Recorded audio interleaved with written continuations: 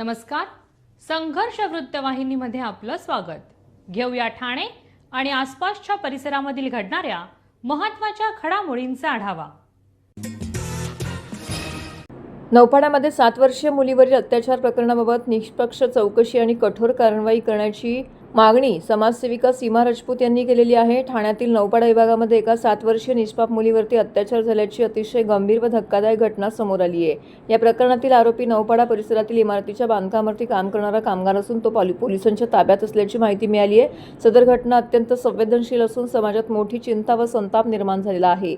म्हणून सदर प्रकरणी निष्पाप, सखोल आणि जलद गतीने चौकशी करण्यात यावी. कोणत्याही प्रकारचा कोणाचाही दबाव किंवा हस्तक्षेप होऊ न देता आरोपींवरती कठोर कारवाई करण्यात यावी. पीडित मुलीला योग्य संरक्षण, न्याय मिळावा यासाठी आवश्यक त्या सर्व उपाययोजना कराव्यात. या प्रकरणाबाबत पोलीस प्रशासनाकडून अधिकृत पारदर्शक निवेदन देण्यात यावे जेणेकरून अफवा पसरू नयेत. आपण या प्रकरणाकडे गांभीर्याने लक्ष देऊन योग्य ती कारवाई करेल अशी अपेक्षा आहे. आशयाचं पत्र शिवसेना महिला आघाडीच्या वतीने शिवसैनिक समाजसेविका सीमा राजपूत यांनी नौपाडा पोलीस स्टेशनला जाऊन वरिष्ठ पोलीस निरीक्षक अभय महाजन यांना दिले आहे. यावेळी मोठ्या संख्येने स्थानिक महिला त्याचबरोबर पदाधिकारी देखील येथे उपस्थित होते. आम्ही आता इथे खूप दुर्दैवी प्रकार हा घडलेला आहे की 7 वर्षाच्या मुलीवरती काल संध्याकाळी 8:30 वाजता म्हणजे तिच्यावरती लैंगिक अत्याचार करण्यात आलेला आहे. आणि ती मुलगी तिच्या आई वडिलांबरोबर ही जी मागची साईड दिसते इथेच ती राहते. तर त्यामुळे अगदी हा दुर्दैवी प्रकार घडलेला आहे की आपल्या एरियामध्ये चोऱ्या तर होतच होत्या, मारामारी पण सुरूच झाली आहे आणि त्यात हा प्रकार होणं ही आता म्हणजे असं झालंय की महिलांची सुरक्षितता ऐरणीवरती आलेली आहे. आपल्या आजूबाजूला खूप म्हणजे महाविद्यालय आहे, तिथं छोट्या छोट्या चिमुकल्या येत असतात, महिलांचा वावर असतो. तर मला महिलांच्या सुरक्षिततेबाबत सुद्धा म्हणजे आता एक प्रश्न निर्माण झालेला आहे. आणि माझं एक मत पडतं की ह्या अशा बांधकामांच्या मध्ये इथे फॅमिलीला राहण्याची परमिशन देताच आली नाही पाहिजे. इथे फक्त जे काम करतात ते कामगारांनाच ठेवलं गेलं पाहिजे, कारण ही लोक काम करत असतात. त्यामुळे त्यांच्या चिमुकल्यांवरती लक्ष ठेवणं हे त्यांना म्हणजे होत नाही, त्यांना जमत नाही आणि मग हे असे अत्याचार होत राहतात. आणि असे कामगार जेव्हा तुम्ही ठेवता तेव्हा माझं म्हणणं इकडच्या व्यावसायिकांना पण, बिल्डरना पण असं मला म्हणजे त्यांच्याकडे माझी विनंती असणार आहे की मी त्यांना हे सांगू म्हणजे बोलू शकते की तुम्ही कुठलेही कामगार जेव्हा ठेवाल तेव्हा त्यांची पूर्ण माहिती घेतल्याशिवाय तुम्ही त्यांना इथे ठेवू नका. त्यांची काही मानसिक त्यांच्यात विकृती आहे का, त्यांची काही गुन्हेगारी पार्श्वभूमी आहे का, ही सुद्धा तुम्ही पडताळून पहा. कारण इथे जेव्हा तुम्ही कुटुंब ठेवता तेव्हा त्यांची सुरक्षितता ही यांची जबाबदारी सुद्धा पूर्णतः इकडच्या व्यावसायिकांवर, इकडच्या कॉन्ट्रॅक्टरवरती सुद्धा तेवढीच असते जेवढी त्यांच्या आई वडिलांवरती असते.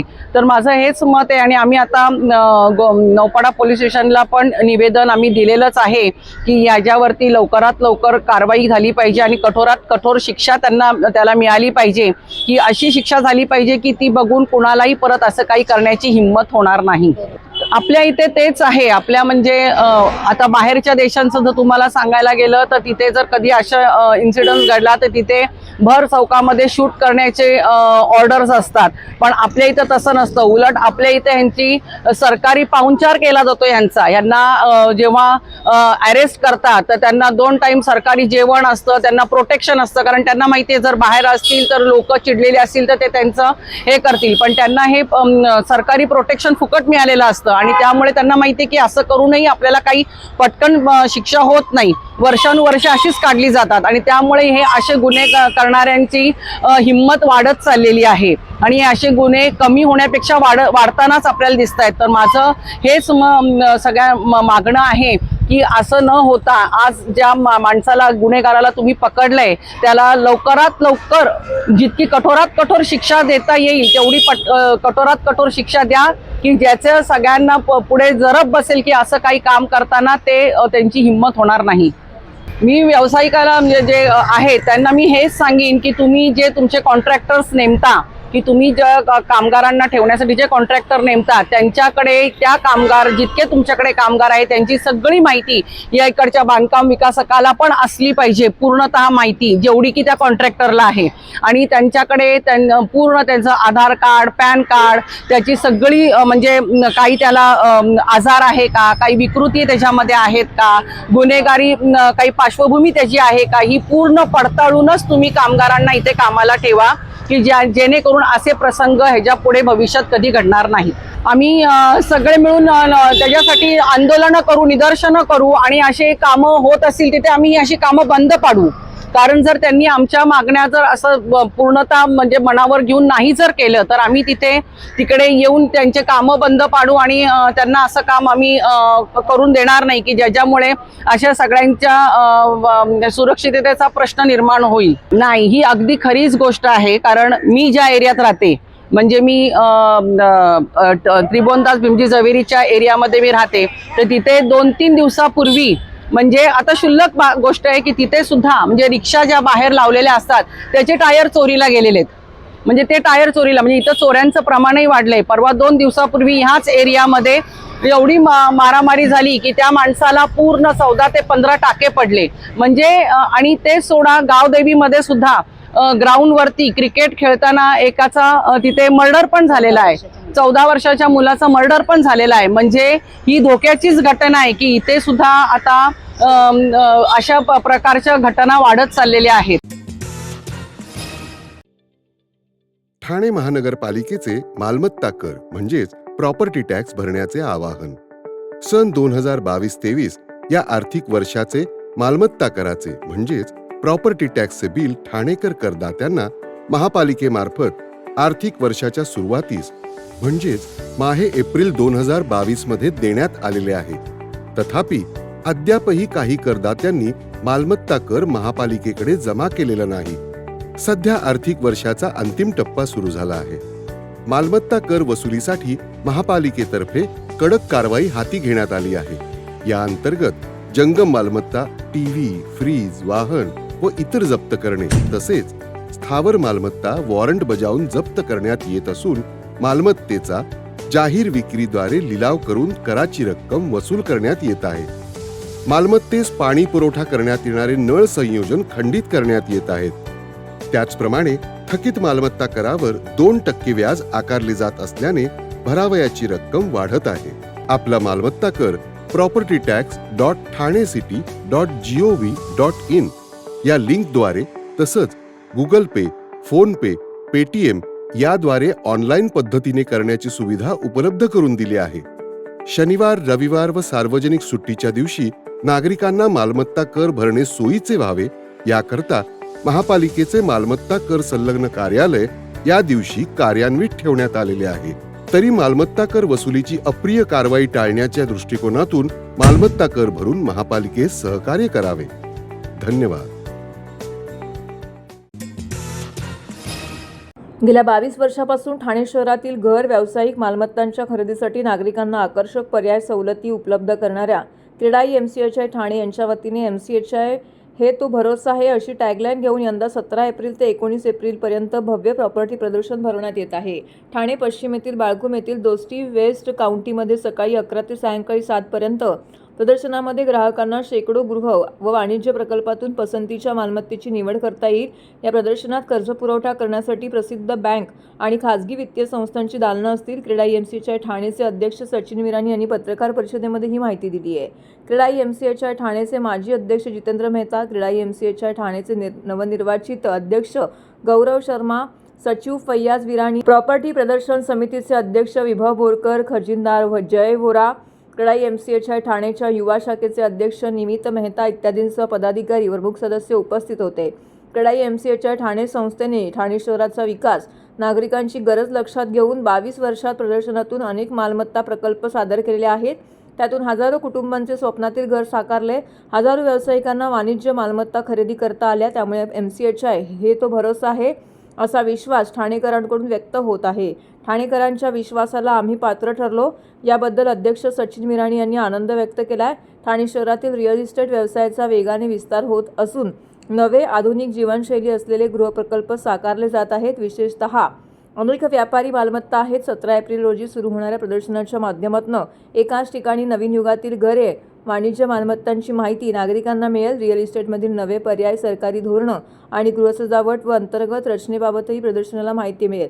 शहराचा विकास होत असल्यामुळे मालमत्तेत गुंतवणुकीची गुंतवणूकदारांना उत्तम संधी आहे. आतापर्यंत गुंतवणूकदारांना चांगला परतावा मिळाला आहे, त्यामुळे ग्राहकांसोबतच गुंतवणूकदारांनीही प्रॉपर्टी प्रदर्शनाला आवर्जून भेट द्यावी.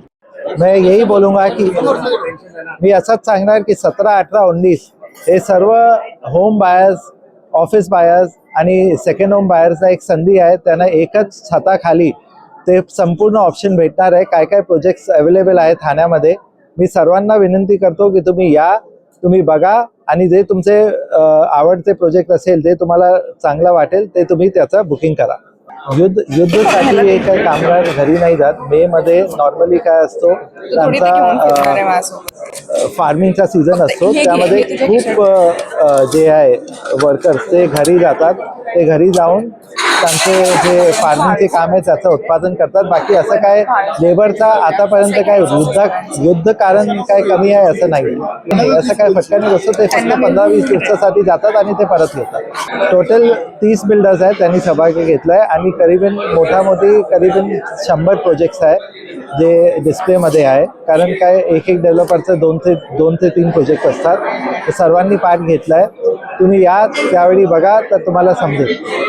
यासाठी मी याला ते आपल्या गव्हर्नमेंटला खूप धन्यवाद द्यायला सांगेल.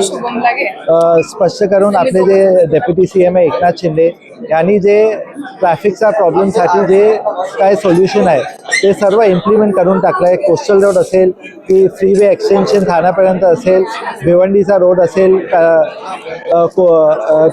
मेट्रो असेल, twin tunnel Borivali to Thane असेल, ते सर्व इन्फ्रास्ट्रक्चर काम चालू आहे. पण काही पण रातोरात होणार नाही आहे. त्याला 2 ते 3 वर्ष लागणार आहे. ते 2 ते 3 वर्षानंतर आम्हाला मी असं सांगू शकतो की जे तुम्ही ठाणा बघतात, तुम्ही एक डिफरंट आणि एक नवीन ठाणा बघता. पण मी पहिलेच सांगितलं होतं की कारू डॅम आणि शाही डॅमचा ऑलरेडी MMRDA ने 450 करोड ऑलरेडी रिलीज केला आहे आणि लवकरच 3 ते 4 वर्षात कारू आणि शाही डॅमचा उत्पादन होणार. ते पूर्ण पाणी ठाण्यासाठी और दुसरा चलो ठाणे. ते हर एक डेव्हलपर आहे त्यांच्यासाठी काही ना काही स्कीम काढणार आहे. त्यावेळी एक्झिबिशनच्या वेळी ते लोकांना करवणार. आंतरजातीय विवाह केल्याने ठाणे शहरात राहणाऱ्या एका जैन कुटुंबावरती समाजाने सामाजिक बहिष्कार घातल्याचा प्रकार उघडकीस आलाय. या प्रकरणी सदर कुटुंबाने पोलीस यंत्रणेसह सरकारी दरबारी खेटे घालूनही न्याय मिळत नसल्याची माहिती ॲडव्होकेट सागर कदम यांनी दिली आहे. सोहनलाल छबीलाल जैन असं या बहिष्कृत कुटुंबाच्या प्रमुखाचं नाव आहे. ते नामदेववाडी पाचपाकडी येथे वास्तव्यास असून आणि त्यांच्या कुटुंबियांना गेल्या 4 महिन्यांपासून बहिष्काराचा सामना करावा लागतोय.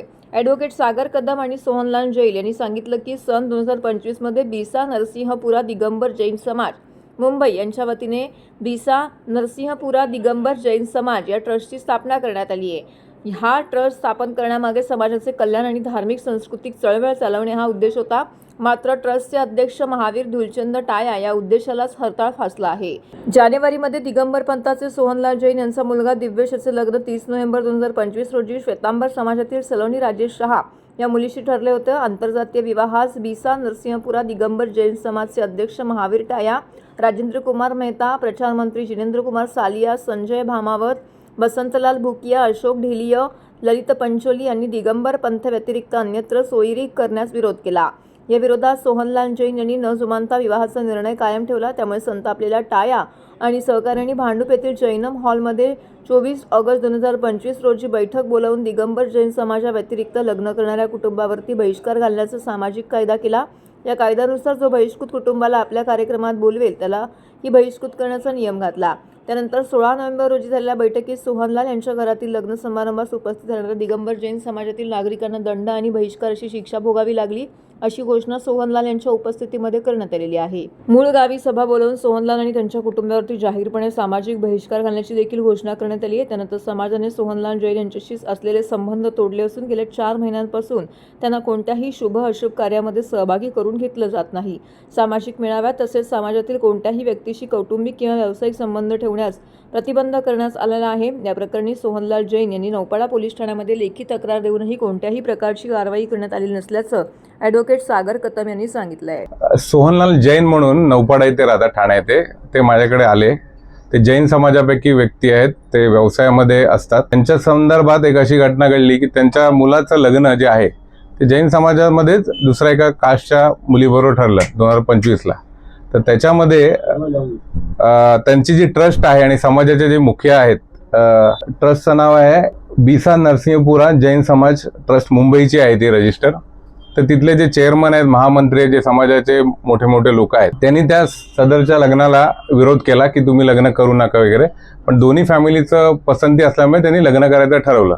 त्याच्यानंतर त्यांनी फरमान काढला की यांच्या लग्नाला कोणी जाईल तर त्यांना समाजाच्या बाहेर केलं जाईल, ह्यांना समाजाच्या बाहेर केलं जाईल, असा फरमान काढला. त्याच्यानंतर तरीसुद्धा यांनी लग्न केलं. लग्नानंतर जे लग्नाला अटेंड केलेले, जे जवळचे होते बिचारे, ज्यांना यायचं होतं, नातेवाईक होते वगैरे, त्यांनी माफी मागायला लावली आणि 11,000 रुपये 15,000 रुपये असे दंड वसूल केले त्यांच्याकडनं, कारण यांनी यांच्या समाजाच्या विरोधात जाऊन मुलाचं लग्न केलं. तर हे जे सर्व प्रकरण आहे, याच्या आधी पण हे बऱ्याच या लोक जे आहेत, हे ट्रस्ट आहे, याच्यामधले जे ट्रस्टी आहेत, जे मुख्य आता बसलेले आहेत, या लोकांनी बऱ्याच लोकांबरोबर असं सोशल बायकॉटिंग केलेलं आहे. आणि सोशल बायकॉटिंग ऍक्ट जो आहे, महाराष्ट्र सोशल बायकॉट ऍक्ट 2016, याच्याप्रमाणे हा गुन्हा होतो. त्याला 3 वर्षाची शिक्षा आहे आणि दखलपात्र गुन्हा आहे. तर सदरची याची कल्पना यांना नसल्यामुळे यांना माहीत नव्हतं काय करायचं. हे माझ्याकडे आले. त्याच्यानंतर आम्ही सदरची कंप्लेंट जी आहे, IPCची कलम एक्स्टॉर्शन आणि धमक्या दिलेल्या आहेत यांना, त्या संदर्भात, प्लस सोशल बायकॉट ऍक्ट 2016 प्रमाणे जी 3 वर्षाची शिक्षा आहे, त्याच्यामध्ये आम्ही गुन्हा दाखल करण्यासाठी नौपाडा पोलीस स्टेशनला तक्रार केली. परंतु नौपाडा पोलीस स्टेशनने अजूनपर्यंत या सदर प्रकरणाची FIR केलेली नाही आणि त्या लोकांनाही बोलवलं नाही, यांनाही बोलवलं नाही जबाब घेण्यासाठी. याच्यावरून त्यांच्यावरही काही प्रेशर दिसतंय आणि ते अशा एक प्रकारे सोशल बायकॉटिंगला नौपाडा पोलीस स्टेशनचे जे कोण आहेत ते एक प्रकारे मदत करतात, असा फिर्यादीचा आरोप आहे याच्यामध्ये. कोणते नौपाडा PSI त्यांच्याकडे तपास आहे नौपाडा पोलीस स्टेशन. सिनियर तिथे महाजन साहेब म्हणून आहेत, हे गेलेले. आणि IO PSI कोणतरी होते ना, त्यांचं नाव नाही लक्षात त्यांचं. हा जैन समाज आहे, जैन समाज पुढारलेला आहे, व्यावसायिक, आपण सर्व गोष्टी मान्य करतो. पण हे मुंबईमध्ये असताना अशा प्रकारच्या ज्या गोष्टी घडतात, एखाद्या फॅमिलीने लग्न करायचं ठरवलं त्यांच्या इच्छेप्रमाणे, तर त्याला विरोध करणं, एकतर त्यांचे जे अधिकार आहेत कॉन्स्टिट्यूशन हे संविधानाने दिलेले, त्याच्यावरच मुख्यपणे घाला आहे. आणि समाजाच्या ताकदीचा असा गैरवापर करणं, आणि हे जे आहे, हे ट्रस्ट आहे, हे सगळे जे पैसे जमा करतात हे समाजाकडूनच देतात, यांच्यासारखीच लोक देतात, त्यांच्यावर त्याचाच बळाचा वापर करणं. आणि प्लस त्यांना एक्स्टॉर्शन म्हणजे धमक्या दिलेल्या आहेत यांच्या नातेवाईकांना, जे लग्न अटेंड केलेत, यांच्यासोबत यांना बंदी घातली, कुठल्याही कार्यक्रमाला यांना बोलवलं नाही. त्याप्रमाणे कुठलेही जी लग्न आहेत समाजाची, नातेवाईकांची वगैरे, बिचारांना जाता नाही आलं त्याच्यामुळे, घाबरून, कारण का त्यांनाही दंड लागेल आणि ह्यांनाही हे फाईन लागेल म्हणून. जैन समाजाचे आहेत, पण त्याच्यामध्ये सुद्धा वेगवेगळे पार्ट आहेत, याची माहिती हे देते. एक श्वेतांबर जैन है, मुलगी श्वेतांबर जैन है और हम दिगंबर जैन है. दोनों की सहमति से, दोनों परिवार की सहमति से ही शादी हुआ है. पर हमारे जो ट्रस्ट मंडल में जो अभी नवीन कार्यकारिणी आई है, महावीर टाया के अध्यक्ष है और राजेंद्र मेहता, इन दोनों ने क्या व्यक्तिगत द्वेषभाव से या कुछ भी इस प्रकार का षड्यंत्र रचा. और मतलब मेरे शादी के पहले ही 2-4 मीटिंग बुला करके इन्होंने ऐसा ढिंडोरा पीटा कि इनकी सोहनलाल की शादी में कोई जाएगा नहीं, अगर जाएगा तो उसका सामाजिक बहिष्कार किया जाए, नहीं उसमें 11,000 रुपये अर्थदंड लिया जाएगा. और मला तशी धमकी दिली, यांचे कपडे काढून टाकू असं. पण महावीर टायांनी त्या 16 नोव्हेंबरला जे मीटिंग झाली त्याच्यामध्ये त्यांनी खुली धमकी दिली की यांच्या कुणाला निमंत्रण देऊ नको, कुणाला बोलवू नको असं. ठाणे महानगरपालिकेच्या स्वतःच्या पाणीपुरवठा योजनेतील माजीवाडा जंक्शन येथे मुख्य जलवाहिनीमधून मोठ्या प्रमाणामध्ये पाणी गळती होत आहे. परिणामी वाहतुकीस अडथळा निर्माण होत असून सदरची पाणी गळती तातडीने बंद करणं आवश्यक आहे. या कामासाठी 11 एप्रिल सकाळी 9 वाजल्यापासून ते रविवारी 12 एप्रिल सकाळी 9 वाजेपर्यंत एकूण 24 तासाकरिता ठाणे शहरातील पाणी पुरवठा पूर्णतः बंद ठेवण्यात येणार आहे. या शटडाऊन कालावधीत ठाणे महानगरपालिकेअंतर्गत दत्तवाडी, बॉम्बे कॉलनी, जीवनबाग, मुंब्रादेवी, शैलेश नगर, उदयनगर, रेतीबंदर, सम्राटनगर, नारायण नगर, मेक कंपनी, जलकुंभ ते शंकर मंदिर, संजय नगर परिसर, रघुकुल, पारसिक नगर, आत्कोनेश्वर नगर, पौंडपाडा, आत्कोनेश्वर, खारेगाव, मनीषा नगर, क्रांतीनगर, साकेत कॉम्प्लेक्स, महागिरी, खारटन रोड, बाळकुम, राममारुती रोढा, आमरा, ब्रह्मांड, ऋतुसिटी, गोकुळनगर, मसनवाडा, लोकमान्य नगर, इंदिरानगर, वागळे परिसरातील बराचसा भाग, सुदर्शन कॉलनी परिसर, आझाद नगर, गोकुळनगर, जेल टाकी परिसर, पोलीस लाईन, खारकराळी, जरीमरी, वृंदावन, श्रीरंग, विकास कॉम्प्लेक्स, आंबेडकर नगर, गांधीनगर, सुभाष नगर, नळपाडा, वसंत विहार, लोकपुरम, कोठारी कंपाऊंड, मानपाडा, डोकाळी, मनोरमा नगर, रुणवाड, डोंगरीपाडा, लोकमान्य नगर, भीमनगर, गंगाधर नगर, वैतीवाडी, गोकुळनगर, आझाद नगर, खोपेट, सिव्हिल हॉस्पिटल समोरील परिसर तसेच किसन नगर नंबर 2 येथील भागातील पाण्याचा पुरवठा 24 तासांसाठी बंद राहणार आहे. सदर पाणी पुरवठा सुरू झाल्यानंतर पुढील 1 ते 2 दिवस कमी दाबाने पाणी पुरवठा होईल. सदर कपातीच्या कालावधीत पाणी काटकसरीने वापरून ठाणे महानगरपालिकेत सहकार्य करावं असं आवाहन करण्यात आलं आहे. तर हे होतं संघर्ष वृत्तवाहिनीचं आजचं बातमीपत्र. उद्या पुन्हा भेटू याच वेळी याच ठिकाणी ताज्या घडामोडींसह. तोपर्यंत नमस्कार.